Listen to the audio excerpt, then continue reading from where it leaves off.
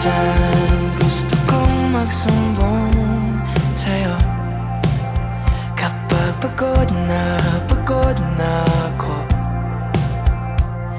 Tama pa bang init na yakap mo ang hinahanap?